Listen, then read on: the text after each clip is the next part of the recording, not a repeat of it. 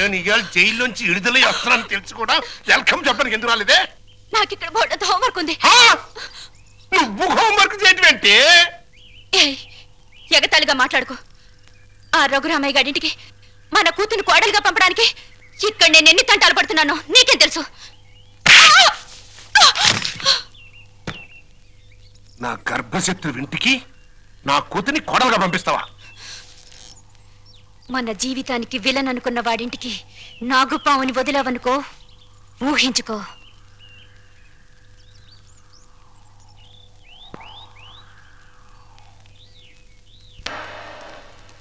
నాన్నగారు, తమ్ముడు చదువుతున్న కాలేజీ ప్రిన్సిపాల్ గారు మీకు ఈ లెటర్ పంపించారు. ప్రిన్సిపాల్ చదువు.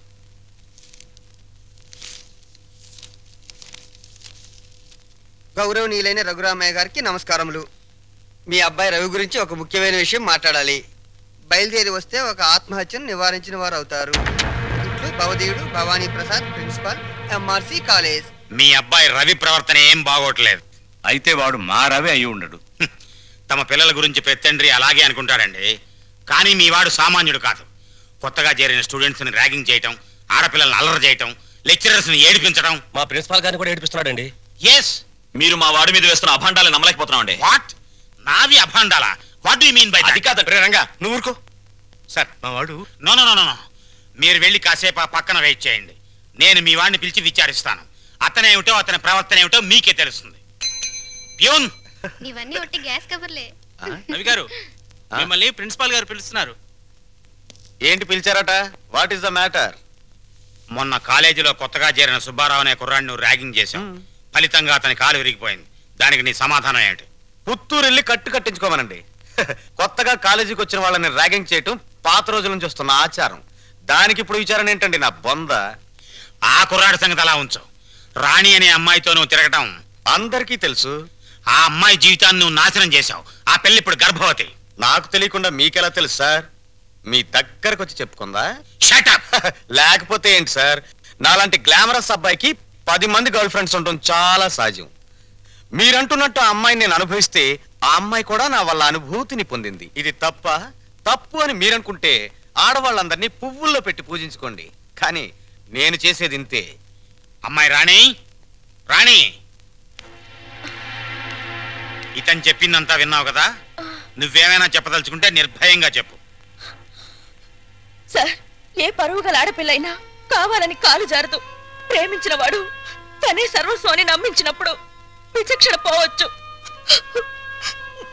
నన్నంత నమ్మించి దుర్మార్గానికి హద్దులు ఉండవని నిరూపించాడు ఈ మహానుభావుడు. ఊరుకోమ్మా, ఊరుకో.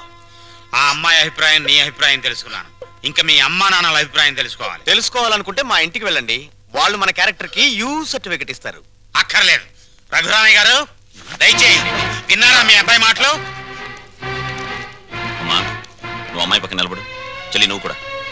రేయ్, ఇప్పటి వరకు నువ్వు ఆడదాని గురించి మాట్లాడిన మాటలు తిరిగి ఒక్కసారి మాట్లాడు.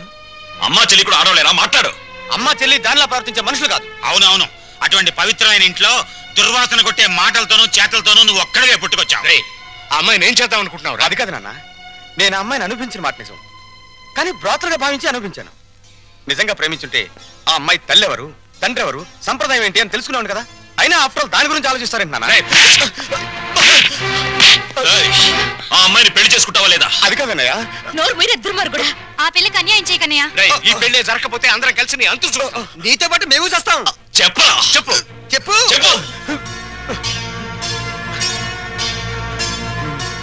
సరే, దండలు తెప్పించండి.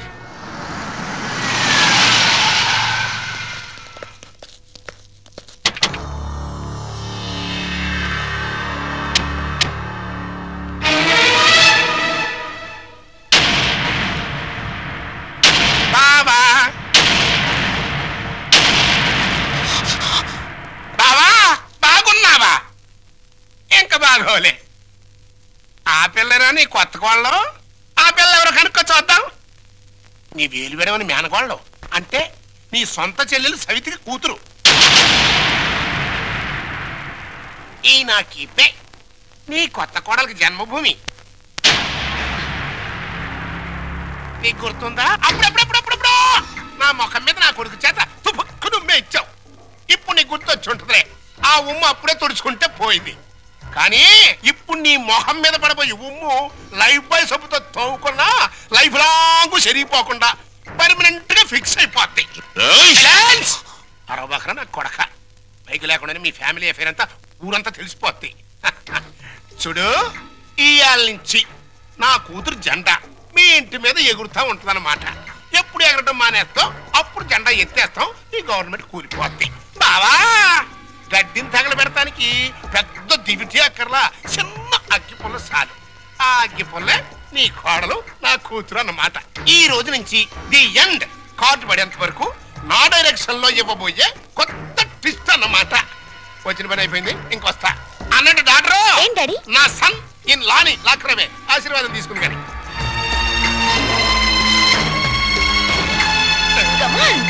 రారా సన్నిల్లా.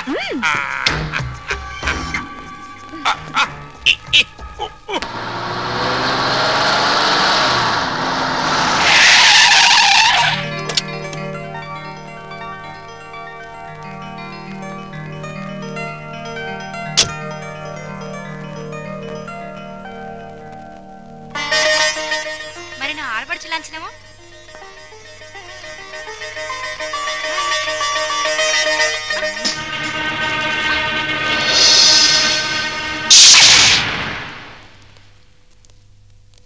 కుడికాలు లోపల పెట్టిరమ్మా.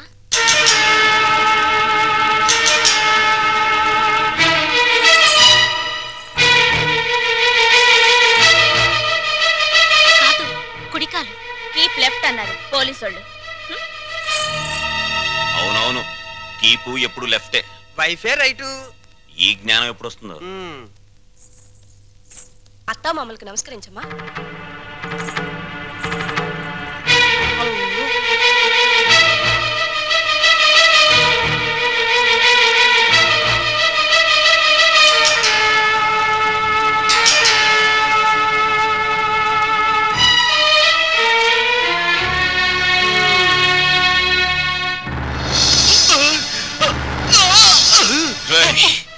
నీకు ఇంట్లో ఎవరు అన్యాయం చేశారని మా అందరికి ఇంత ద్రోహం చేశావురా?